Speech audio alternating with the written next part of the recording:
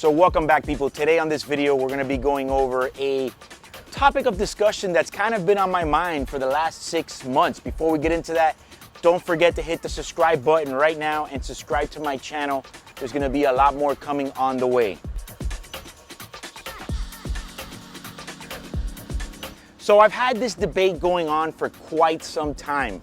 Initially, when Rolex released the Day-Date 40, at first it was a bit, I don't know, I guess a bit like just shocking and abrasive. You had to wonder, why would they downsize one of their most popular models at that moment? I remember when the Day-Date 2 originally was released, it was like shock. Everybody was actually super excited. But then again, I also have to relate that at that same time, they also came out with the Deep Sea, and we all thought that was a good idea as well. Now that you fast forward in time, we kind of feel that the Deep Sea, at least in my opinion, for someone with my size of a wrist, it's not the best idea. It's a little bit too big, a little bit too bulky. But going back now to the Day-Date. So when they came out with that Day-Date 40, it was just kind of shocking. For me, I thought, why on earth did they do that? And the crazy part about it is there was a lot of different changes as well. One being the bracelet. The bracelet no longer tapered like the Day-Date 2. It kind of had more of that flat, straight look all the way around, which initially when I saw that, I did not like.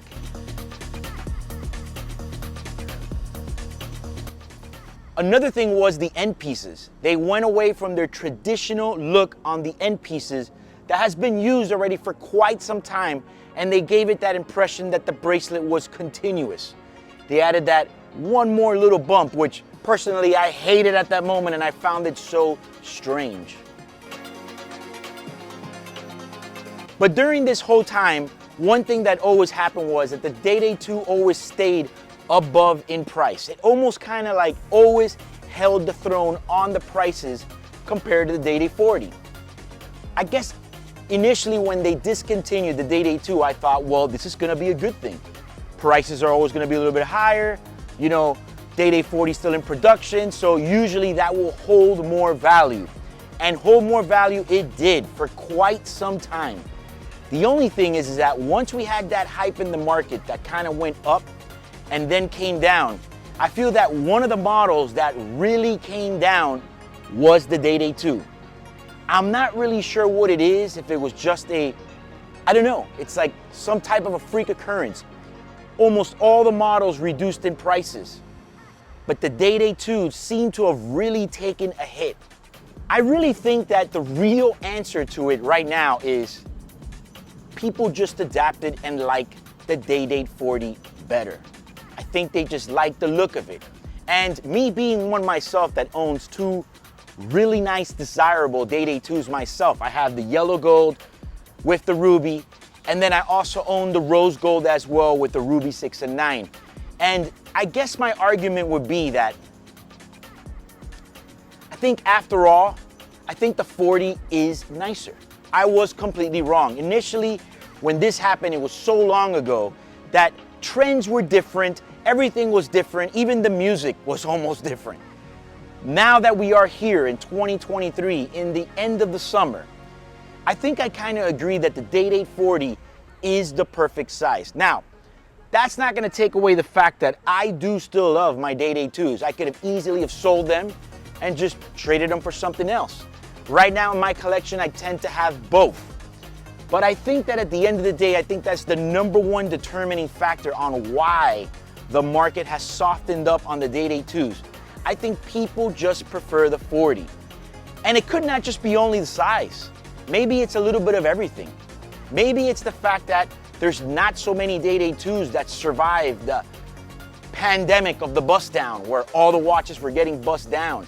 Maybe not too many survived in condition.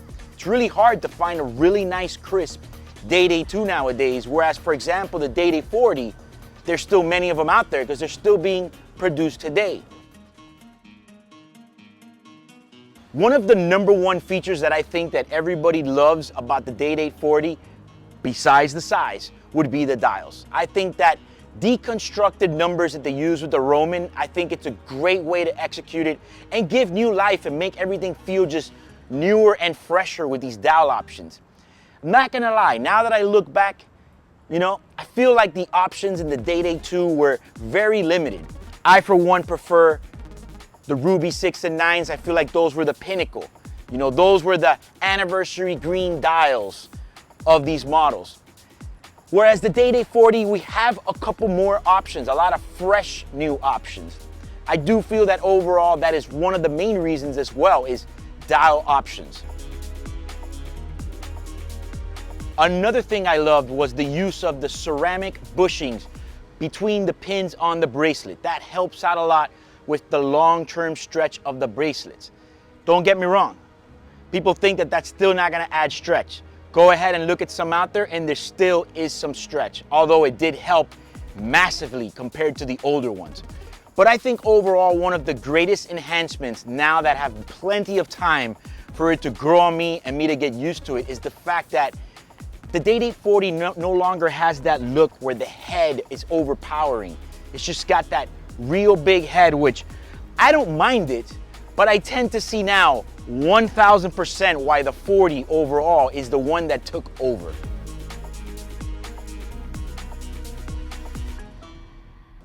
Prices. I mean, look, very interestingly, the Day-Date 2 had always been anywhere from $5,000 to $10,000 above the 40, depending on the dial, color of the metal, and all that. Whereas now in the current market, after the correction, it has now flipped completely the other way around. Some of these Day-Date 2s are now 5,000 under to 10,000 under, depending on the dial, which it's pretty surprising.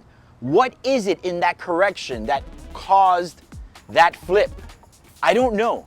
I'm not really sure, because right in the middle of that 2021 hype era, the Day-Date 2 was still stronger. I don't know. The only Day-Date 40 that was always stronger than the Day-Date 2, for some reason, has always been the Platinum. And believe it or not, even before I completely 100% adapted to the 40, which, yes guys, I was wrong. Long term, the 40 is the move. Sorry, but not sorry at all. Is the Platinum. I don't know why that Platinum Day-Date 2 just never really did it for me.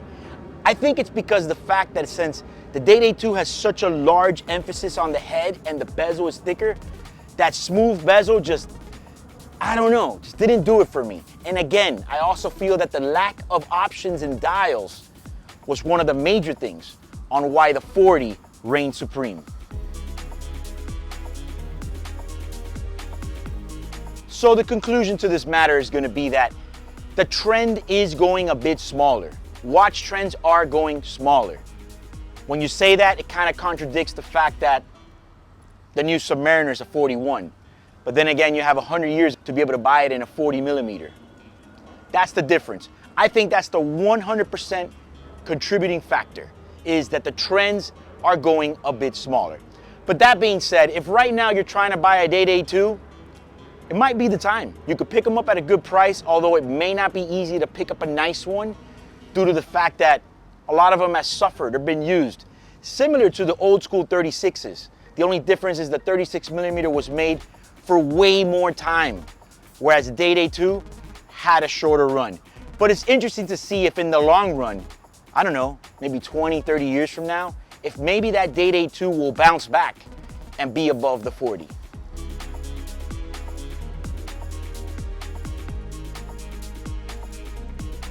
So hit that link right now and subscribe to my YouTube channel. And don't forget to comment what you think about this, I guess, inevitable shift in the market with the Day-Date 2 and the 40. And if you like this video, like and share it. Also, it is hot as hell out here.